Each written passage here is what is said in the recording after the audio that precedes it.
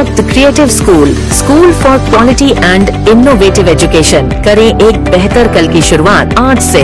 के Giri silk and sari. Minister Satish Jarkiholi का बड़ा बयान, साल 2028 में बन सकते हैं सीएम।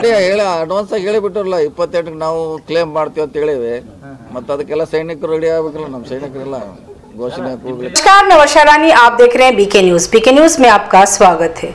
बिदर के दौरे पर पहुंचे मिनिस्टर सतीश जारकिहोली ने मीडिया से बात करते हुए कहा कि साल 2028 में सीएम पद के उम्मीदवार हैं। सीएम बनने से पहले जिस तरह से युद्ध से पहले सैनिकों की तैयारी की जाती है, उसी तरह मैं 2028 से पहले सीएम पद की तैयारी कर रहा हूं। सचिन पांचाल केस को लेकर सवाल करने पर मिनिस्टर सतीश जारकिहोली ने कहा कि इस मामले की छानबीन चल रही है। प्रियंका खरगे का इस केस से कोई लेना देना नहीं और न ही सचिन पांचाल ने सुसाइड नोट में प्रियंका खरगे का नाम लिया है। इसमें कौन शामिल है वो जल्द ही सामने आएगा और कहा बीजेपी के पास कोई काम नहीं है, इस मामले को हवा दे रही है। ಪ್ರಶ್ನೆ ಯಾಕೆ ಉದ್ಭವಿಸುತ್ತೆ, ಹಿಂದೆ ಕುಮಾರಸ್ವಾಮಿ ಸಿಎಂ ಇದ್ದಾಗ ಪರಮೇಶ್ವರ್ ಮನೆಯಲ್ಲಿ ಇದೇ ತರ ಡಿನ್ನರ್ ಪಾರ್ಟಿ ನಡೆದಾಗ ಸರ್ಕಾರ ಬಿದ್ದೋಗಿತ್ತು।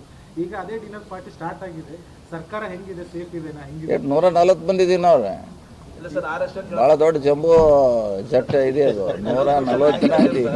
ಸರ್ಕಾರ ಬೀಳೋದೈತಿ ಪ್ರಶ್ನೆ ಆದ್ರೆ ನೀವು ಯಾರು ಕೂಡ ಕನಸಿನಲ್ಲಿ ಊಹಿಸಿಲ್ಲಕ್ಕಾಗಲ್ಲ। Miles fuel active for diesel and petrol, इसके यूज से 5 से 12 रुपए की बचत हर लीटर पर।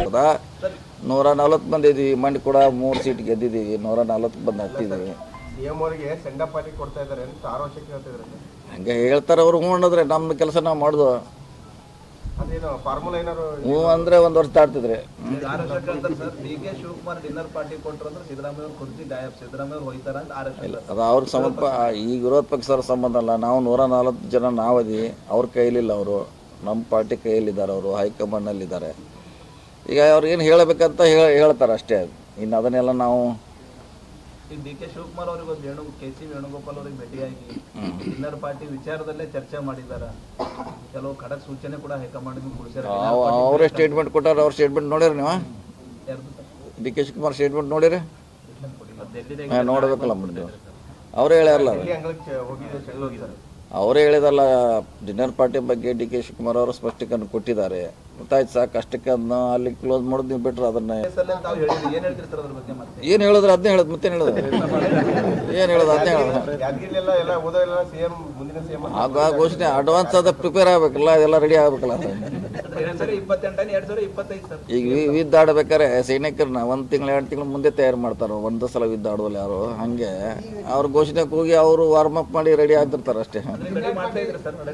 ರೆಡಿ ಹೇಳಿ ಅಡ್ವಾನ್ಸ್ ಆಗಿ ಹೇಳಿಬಿಟ್ರಲ್ಲ 28ಕ್ಕೆ ನಾವು ಕ್ಲೇಮ್ ಮಾಡ್ತೀವಿ ಅಂತ ಹೇಳಿವೆ, ಮತ್ತೆ ಅದಕ್ಕೆಲ್ಲ ಸೈನಿಕರು ರೆಡಿ ಆಗ್ಬೇಕಲ್ಲ, ನಮ್ಮ ಸೈನಿಕರೆಲ್ಲ ಘೋಷಣೆ ಕೂಗ್ಲಿಕ್ಕೆ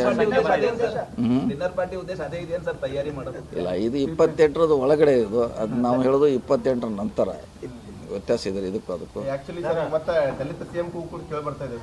ಇಲ್ಲ ಅದು SC ST ಇದೆ, ನಾವು ಹೋಗ್ತಾ ಅದಕ್ಕೆ ನಾಳೆ ಸಾಯಂಕಾಲ ಇದೆ, ನಮ್ಮನ್ನು ಊಟಕ್ಕೆ ಕರೀತಾರೆ, ನೋಡೋಣ ಏನು ಚರ್ಚೆ ಆಗ್ತೈತೆ ಇನ್ನೂ ಗೊತ್ತಿಲ್ಲ।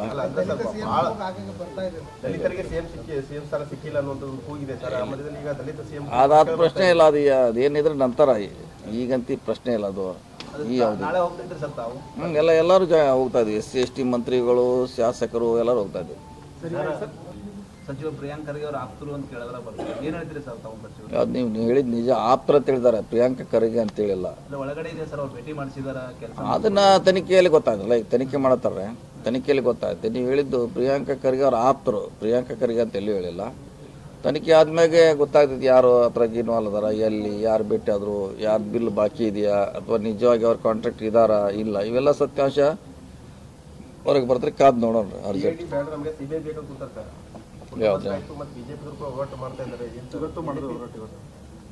ಮಾಡೋರು ಮತ್ತೆ ಈಗೇನು ಇಲ್ಲಲ್ಲ, ಮಂಡಿ ಬೇರೆ 3 ಎಲೆಕ್ಷನ್ ಸೋತಿದಾರ ಅವ್ರ, ಈ ಖಾಲಿ ಅದಾರ ಅವರು।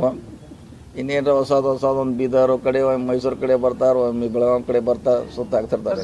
हमारा शादी होके 7 साल हो गया, बहुत जगह दिखाया, इधर से कल्याण में भी, दूसरे कंपनी में भी दिखाया। तो बाद में हम गुलबर्गा बड़े बड़े हॉस्पिटल में 2 साल दिखाया, फिर भी सक्सेस नहीं हो गया।